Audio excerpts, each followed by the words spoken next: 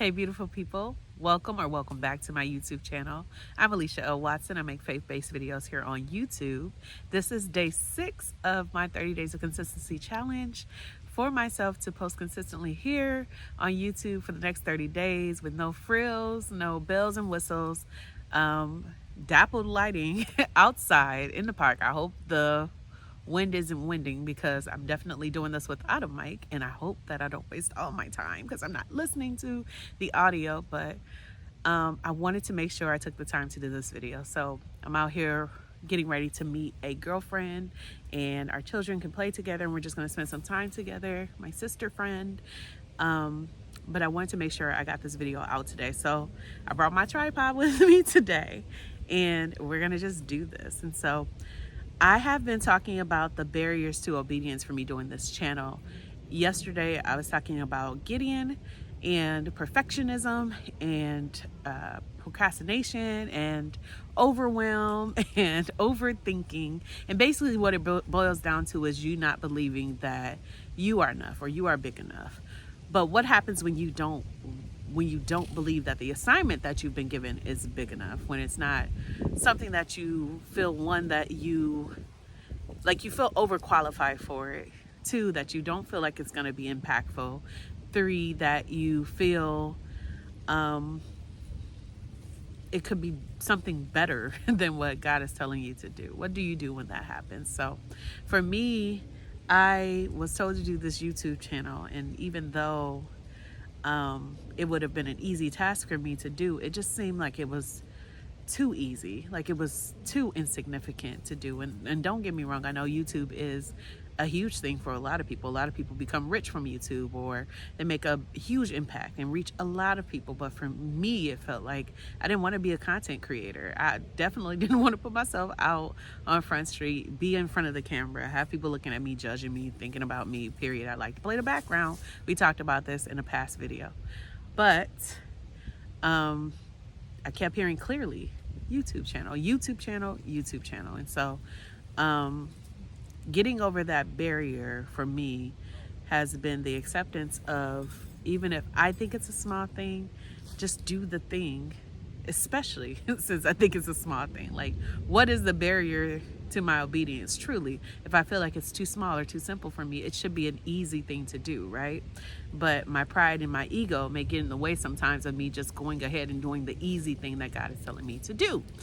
And so the story he used to illustrate this to me was of Naaman in, I think it was Numbers. We'll have to look it up. I don't know if it's Numbers or not. There's a car going off. That's the beauty of, of doing these videos in public. So we'll wait for that because we're not editing.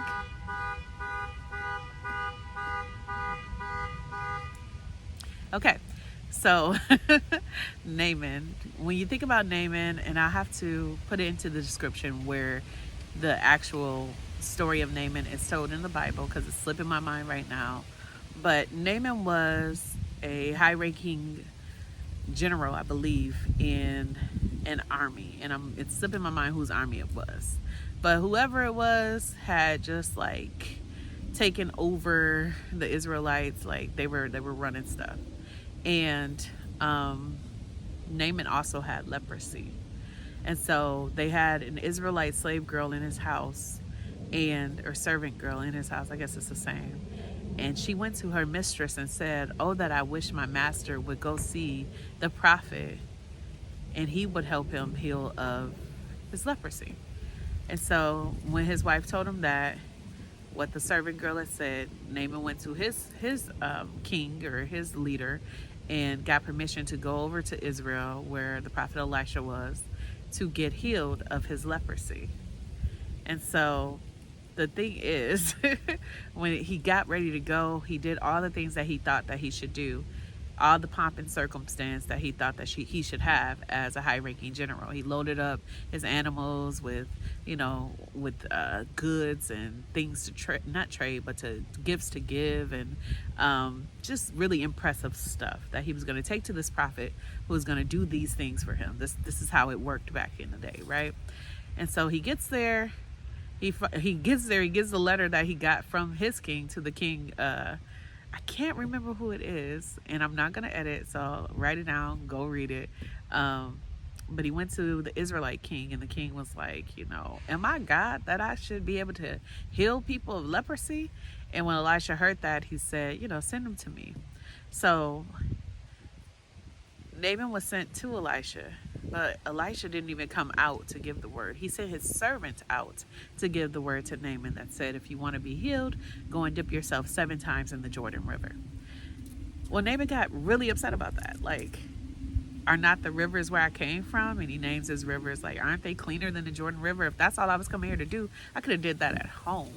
But his servants talked some sense into him and was like, if he told you to do something grand and something crazy, you would have done it. So why not just go dip yourself in the river? And so he did. He went and dipped himself in the river, and he came up and he was healed of his leprosy. And so he went back to Elisha. He wanted to give him all the gifts and things and everything that he brought, all the things that he thought that he should be giving him for this great service that he did to him. But Elijah would not take it. He only wanted to give God glory. And that's what Naaman did. He said, I'm not going to serve any other God, any other God. I know for a fact that your God is the only God that there is. And forgive me that when my master goes and he wants to go and serve his God, I'm gonna go in the temple with him and let him lean on my shoulder, but let your God forgive me for that. Because when I say I'm not serving any other God, obviously there is no other God, because nobody could have healed me in the way that you've done here, that he's done here. That's what I mean.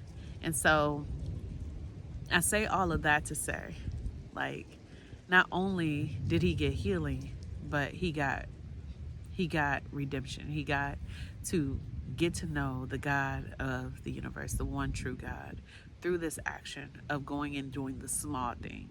Not the thing that he thought that he should do, because it was a great problem. He thought the great problem required a great solution. The solution was the solution. And he came back and he gave God glory for that small but significant solution.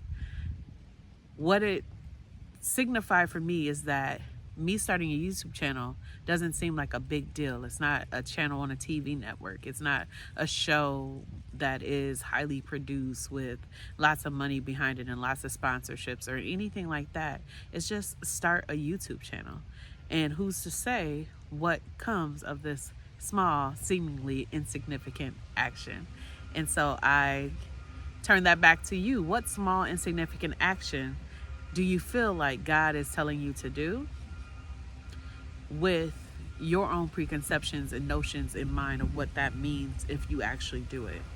Can you, this is so loud, can you release your notions, your thoughts, your ideas about what is going to yield and just show up and do it in obedience? If the answer is yes, then do it. And then let's see what God is going to do with your obedience, just like what he's doing with mine.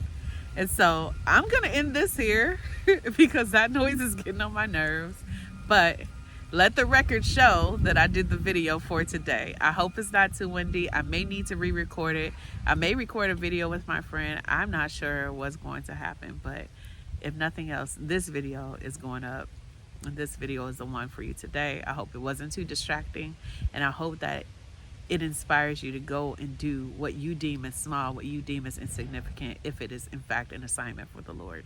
Because obedience is better than anything. Obedience is better than sacrifice. Obedience is better than your glory. The obedience is better than your pride, your ego.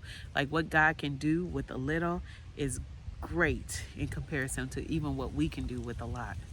So, mustard seed of faith, all those good things. Go forth and be fruitful. Yeah, that's all I have for you today. Bye.